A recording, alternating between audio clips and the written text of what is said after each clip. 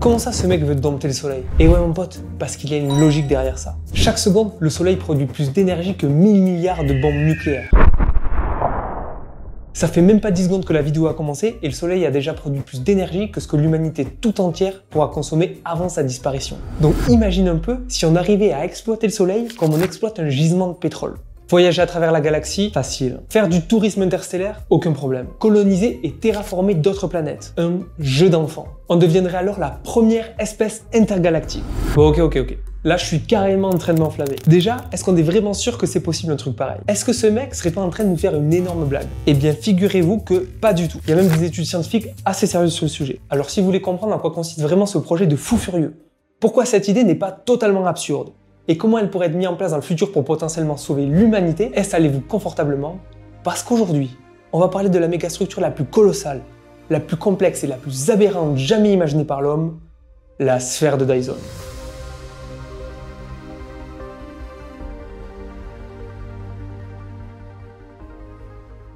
Ce monsieur, c'est Freeman Dyson. Et non, c'est pas le mec des aspirateurs. Le mec était quand même mathématicien et physicien. Donc je pense qu'il avait d'autres problèmes à gérer que nos problèmes de ménage. Lui, son truc, c'était plutôt la recherche de vie extraterrestre. Et plus précisément, il recherchait des vies développées technologiquement. Et pour y arriver, il est parti d'une hypothèse un peu particulière. Pour lui, plus une civilisation extraterrestre consomme de l'énergie, plus elle est développée. Est-ce que ça serait pas une bonne conclusion de bourrin, ça? Parce que si on va par là, la dernière influenceuse TikTok est plus développée qu'Einstein.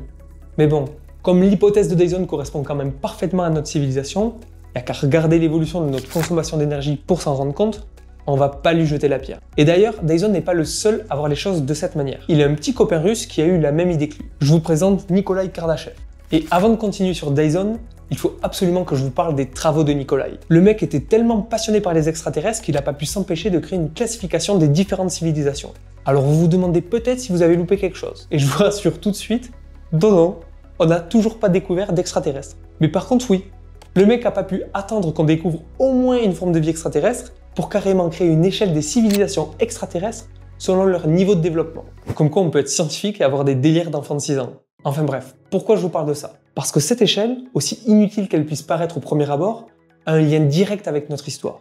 Chaque stade de cette échelle correspond à un niveau d'avancement technologique, lui-même directement corrélé à la capacité d'une civilisation à maîtriser et à utiliser l'énergie disponible dans son voisinage. Vous vous rappelez, plus tu consommes d'énergie, plus tu es développé, tout ça. Du coup, évidemment, on a tous envie de savoir à quel stade on appartient. Non. Comment ça, non? Non, j'ai pas envie de savoir. Alors c'est vrai qu'on adore se dire qu'on est une espèce intelligente capable de grandes choses. Et c'est vrai qu'on a réussi à faire pas mal de trucs sympas au cours de l'histoire. On a maîtrisé la fission nucléaire, on a construit des fusées, on est allé sur la Lune, donc ouais, franchement, on devrait être pas mal. Au moins une civilisation de niveau 2. Eh ben en fait, pas du tout, mon pote. Sur l'échelle des civilisations de Kardashev, l'humanité a à peu près le niveau intellectuel d'un pigeon. On n'atteint même pas le premier niveau. Pour obtenir le niveau 1, il faudrait qu'on soit capable d'exploiter et maîtriser la totalité de l'énergie présente sur Terre. Et aujourd'hui, c'est encore loin d'être le cas. Pour obtenir le niveau 2, il faudrait qu'on soit capable de maîtriser toute l'énergie de notre étoile. Et vous voyez où je veux en venir. À ce niveau, l'humanité posséderait 10 milliards de fois plus d'énergie qu'au niveau 1. Pas énorme. Et pour obtenir le niveau 3, il faudrait qu'on soit capable de maîtriser l'énergie de toutes les étoiles de la galaxie. Donc à ce stade, ça veut plus rien dire. Le mec en avait plus rien à foutre, je pense qu'il avait juste envie de se faire méga plaisir. Franchement, il a dû se dire, toute la galaxie vraiment? Wow, ça passe.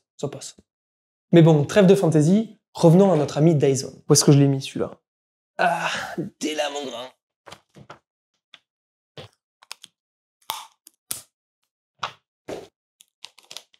Pas bouger, hein. Donc lui, il est toujours sur son truc là. La vie extraterrestre, les aliens qui roulent en diesel, voilà. Il est bien focus sur son truc, et un jour, il a une illumination. Si des civilisations extraterrestres avancées existent, à force de se développer, elles ont pu arriver au stade 2 de l'échelle de Kardashev. C'est-à-dire que leur consommation d'énergie serait tellement importante qu'elles seraient obligées d'aller puiser dans leur étoile. Et le génie de Dyson, c'est de ne pas s'être arrêté là. Il s'est alors demandé, mais comment Fichtre aurait-elle fait pour y arriver? Ah si, moi je pense qu'il a dit Fichtre. Et c'est comme ça qu'en 1960, suite à la lecture quelques années plus tôt du roman de science-fiction Star Maker d'Olaf Stapledon, Dyson formalise le concept de biosphère artificielle à travers un court papier publié dans la revue Science. Et c'est cette biosphère artificielle qu'on appelle aujourd'hui sphère de Dyson. C'est une structure artificielle colossale construite de manière à recouvrir toute une étoile dans un objectif simple, capturer toute l'énergie émise par cette dernière. Mais comment peut-on en venir à imaginer un truc aussi what the fuck? Son idée, c'était qu'une structure aussi énorme serait forcément à l'origine d'une technosignature. Une quoi? Une technosignature, mon pote. Une sorte d'empreinte digitale laissée dans l'espace par une structure artificielle non humaine. Et comme toute empreinte, elle peut être détectée. Du coup, en détectant une telle signature, Dyson espérait pouvoir prouver la présence de civilisations extraterrestres avancées dans la Voie lactée. Bon, évidemment, il n'a rien trouvé, mais à la limite, on s'en bat les steaks, parce que c'est pas ce qui nous intéresse aujourd'hui. Ce qui est beau dans cette histoire, c'est que l'idée de Dyson est allée plus loin que prévu. Le concept de la sphère de Dyson a fait naître en nous l'espoir de pouvoir un jour maîtriser toute l'énergie de notre soleil. Reste maintenant à savoir comment on s'y prend. C'est parti. Rien que pour les jardins, il va me falloir des années, moi. Il n'y a rien, il y a tout à faire, il n'y a même pas les bases, là. Pour réussir, il faudrait qu'on ait des pouvoirs magiques, qu'on soit des mages, des dieux. Mais oui, exactement. Il nous faut des pouvoirs magiques. Alors en général, on représente la sphère de Dyson comme une coquille rigide et de faible épaisseur englobant toute son étoile. Souvent, on la représente même avec une couche atmosphérique et un sol sur sa surface intérieure, offrant un environnement habitable pour des formes de vie organiques. Vous trouvez ça sexy? Moi aussi. Sauf qu'on peut oublier tout ça. Construire une structure rigide, c'est la pire idée. Déjà parce que le moindre contact avec un astéroïde pourrait détruire la structure. Mais surtout, c'est impossible d'un point de vue mécanique à cause de la gravité et des forces de marée. En fait, pour être sûr que la sphère ne soit pas attirée par le Soleil plus d'un côté que de l'autre, il faudrait être sûr de la positionner parfaitement centrée sur le Soleil, au poil de cul. Et pour une structure de plusieurs millions de kilomètres de diamètre, vous avez compris. Et alors même, science-fiction, imaginons qu'on y arrive. Ça, une sorte de propulsion ou de mécanisme de stabilisation, la moindre perturbation extérieure, le moindre petit impact avec un astéroïde ou n'importe quoi d'autre, et la sphère de Dyson se mettrait à dériver inévitablement vers son étoile, jusqu'à s'effondrer sur elle. Donc l'idée de la coquille vide, poubelle. Puis de toute manière, personne ne croyait vraiment à cette idée. Dyson lui-même voyait les choses autrement. Il imaginait plutôt cette structure comme une collection lâche de petits satellites sur des orbites indépendantes voyageant autour de leur étoile. C'est ce qu'on appelle l'essaim de Dyson. Essaim de Dyson, sphère de Dyson, le mec donne son nom à toutes ces idées. Est-ce qu'il serait pas un petit peu mégalo? Toujours est-il que l'avantage avec cette forme, c'est qu'on supprime les limites mécaniques, on évite les collisions avec les astéroïdes, et même si on avait, on pourrait très bien changer un seul satellite sans avoir à reconstruire toute la structure. Et finalement, la mise en orbite des différentes parties leur permet de conserver une position stable dans le temps, et donc on élimine aussi le risque d'effondrement de la structure sur son étoile. Et pour les plus pointilleux, l'idée serait de légèrement décaler les orbites pour éviter que les satellites rentrent en collision. Donc apparemment là, on tient un truc plutôt sexy. Et d'ailleurs, cette forme aussi pourrait abriter des habitations. Ça prendrait certainement la forme d'immenses stations spatiales de la taille d'une ville peuplée de milliers d'habitants. Donc ouais, plutôt sexy. Mais maintenant qu'on a une bonne idée de à quoi doit ressembler ce projet, comment on va s'y prendre pour construire un truc pareil? Alors je vous le dis de suite, ça va être un enfer. Mais on va quand même voir des trucs cool à base de démantèlement de planètes et de canons magnétiques, donc à mon avis, vous allez kiffer cette partie. Bon déjà, pour pas partir dans tous les sens, on va partir du principe que les technologies utilisées pour la construction de la sphère de Dyson se basent sur des technologies qu'on pourrait imaginer. Donc pour faire simple, construire une sphère de Dyson va nous demander de relever 3 défis. Premier défi, les matériaux. Avec quoi on construit une structure pareille? Parce que je sais pas si vous aviez réalisé, mais là on parle quand même d'une structure faisant potentiellement le poids d'une planète entière. Du coup, si on a vraiment besoin d'autant de matière qu'une planète, alors pourquoi pas aller carrément démanteler une planète tout entière? Tu déconnes? Donc les candidats potentiels pour servir de stock de matière première. La Terre, pas ouf comme idée, mais bon, on prend. Mars, Jupiter et en tête de liste, Mercure. Alors pourquoi Mercure? Déjà, c'est la planète la plus proche du Soleil. Donc c'est moins sexy parce que la Terre ne serait pas incluse dans la sphère de Dyson, mais ça réduirait largement la taille de la structure et donc la quantité de matière nécessaire. Après, Mercure n'a quasiment pas d'atmosphère et son attraction gravitationnelle est plutôt faible. Donc comme l'idée c'est d'envoyer pas mal de trucs dans l'espace, ça va quand même nous faciliter la tâche. Mais il y a quand même un petit souci avec Mercure. C'est qu'à la fin du processus, Mercure aura complètement disparu. Elle sera entièrement recyclée en centrale électrique spatiale ou en panneau solaire. Franchement, c'est un peu triste comme fin pour une planète. Est-ce qu'il n'y aurait pas moyen de trouver autre chose? Et évidemment, oui, il y a d'autres solutions. Une autre idée serait d'utiliser les astéroïdes du système solaire, ce qui présenterait le double avantage de construire une sphère de Dyson sans pulvériser une planète entière, et en même temps, de nettoyer le système solaire, ce qui réduirait le risque de collision entre un astéroïde et un orbiteur. Donc une fois qu'on a choisi notre cible, il nous faut mettre en place un système permettant d'extraire la matière première, la transformer en centrale solaire géante, puis la mettre en orbite. Alors pour extraire la matière première, rien de nouveau, il nous faut une mine. Et concernant les matériaux à extraire, on retrouve plusieurs choses.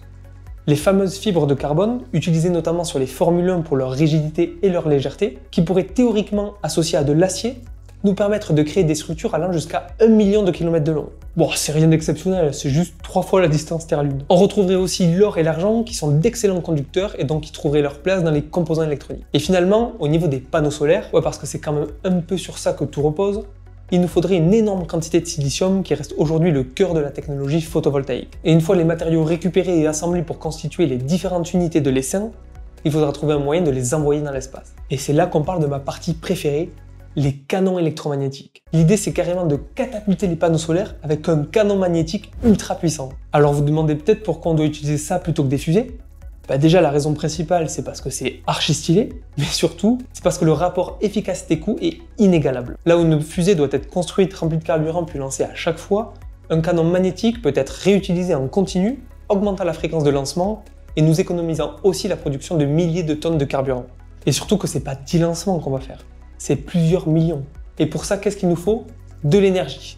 Beaucoup d'énergie. À peu près 800 années d'énergie solaire selon le physicien Richard Carrington. Et oui, ça va poser quelques petits problèmes. Parce que si on a besoin de l'énergie du soleil pour créer une structure justement censée nous permettre d'utiliser l'énergie du soleil, on n'est pas sorti de l'auberge. Est-ce que finalement, on n'arriverait pas au bout du concept? Eh bien, laissez-moi vous dire que la physique a plus d'un tour dans son sac. Pour sortir de cette impasse, l'idée est de miser sur les intérêts cumulés. Oui, exactement comme avec ton assurance vie. Alors d'abord, on commencerait gentiment en créant la mine d'extraction, les canaux électromagnétiques et quelques panneaux solaires. Et avec l'énergie supplémentaire apportée par les premiers panneaux, on pourrait construire plus de panneaux solaires qui permettraient ensuite d'apporter plus d'énergie pour construire encore plus de panneaux solaires et ainsi de suite jusqu'à avoir notre essaim de plusieurs milliards de satellites. En gros, la construction d'une sphère de Dyson serait exponentielle avec un début extrêmement lent puis un développement assez rapide. Après, on reste sur une échelle de temps d'environ 1000 ans, donc ouais, on est en train de fantasmer sur un truc qu'on ne verra jamais. Et ça me fait poser quelques questions. Parce qu'étant donné que depuis le début de l'humanité, on n'a absolument jamais arrêté de se foutre sur la gueule, je me demande les chances qu'un projet aussi colossal que ça, impliquant toutes les nations de la planète et ce sur des générations et des générations, pourrait voir le jour. J'ai comme un petit doute. Après, si on y arrivait, ce serait magnifique. Ça voudrait dire que des milliards et des milliards d'individus auraient mis leur intérêt personnel de côté pour travailler en collaboration sur un projet dont on ne sait même pas s'il pourrait être achevé un jour et dont ils ne tireront jamais des bénéfices personnels. Donc à mon avis, la vraie limite d'un tel projet, c'est l'humain.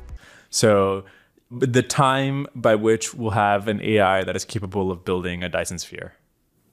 I think I most often think about what's the chance in 5 years, 10 years, whatever. So maybe I'd say 15% chance by 2030 and 40% chance by 2040. Alors ces affirmations ont été largement critiquées par la communauté scientifique. Mais même si Paul s'est peut-être un peu emballé dans ses estimations, quand on voit le niveau d'avancée ultra rapide de l'IA depuis 2 ans, il apparaît évident qu'elle pourrait jouer un rôle dans la construction d'une telle mégastructure. Donc finalement, est-ce que la solution c'est l'IA?